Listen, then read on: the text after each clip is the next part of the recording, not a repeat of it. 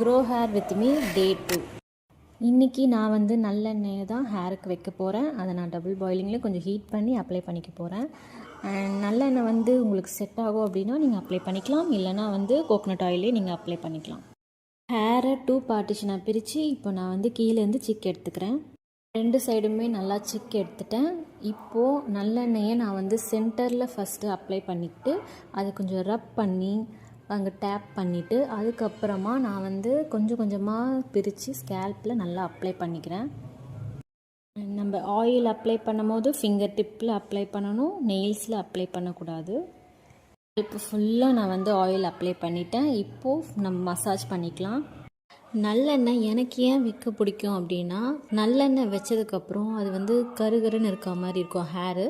அதுக்கப்புறம் அது ஷைனிங்காகவும் இருக்கும். அதனால நான் நல்லெண்ணெய் வைப்பேன். நல்லெண்ணெய் வச்சா உங்களுக்கு செட் ஆகாது அப்படின்னா நீங்கள் கோகோனட் ஆயில் யூஸ் பண்ணலாம். ஆயில் அப்ளிகேஷன் முடிஞ்சிடுச்சு. இப்போ நான் வந்து 1/2 அன் ஹவர் ஊற வச்சுக்க போகிறேன்.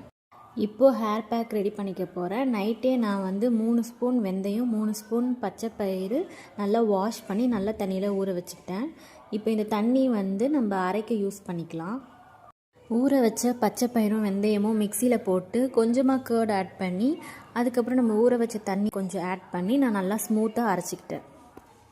நல்லா ஸ்மூத்தாக இருந்தால் தான் நம்ம அப்ளை பண்ணுறதுக்கும் ஈஸியாக இருக்கும். இப்போது நான் ரெடி பண்ண ஹேர் பேக் எடுத்து கொஞ்சம் கொஞ்சமாக நான் வந்து அப்ளை பண்ணிக்கிறேன். நான் இந்த பேக் வந்து ஸ்கேல்பில் அப்ளை பண்ணிவிட்டு நான் ஹேர்லேயும் நான் அப்ளை பண்ணிப்பேன்.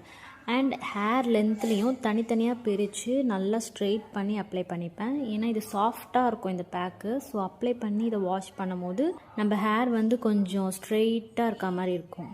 அப்ளை பண்ணதுக்கப்புறமா லைட்டாக நான் மசாஜ் பண்ணிக்கிறேன். நான் வந்து 45 மினிட்ஸ் ஊற வச்சுட்டு வாஷ் பண்ண போகிறேன். உங்களுக்கு கோல்ட் ஆகும் அப்படின்னா நீங்கள் ஒரு 10 to 15 மினிட்ஸ் ஊற வச்சு நீங்கள் வாஷ் பண்ணிக்கலாம். இப்போ நான் ஃபுல்லாக அப்ளை பண்ணிவிட்டேன். ஹேர் பேக் போட்டு 45 மினிட்ஸ் ஊற வச்சு நான் ஹேர் வாஷ் பண்ணிவிட்டேன்.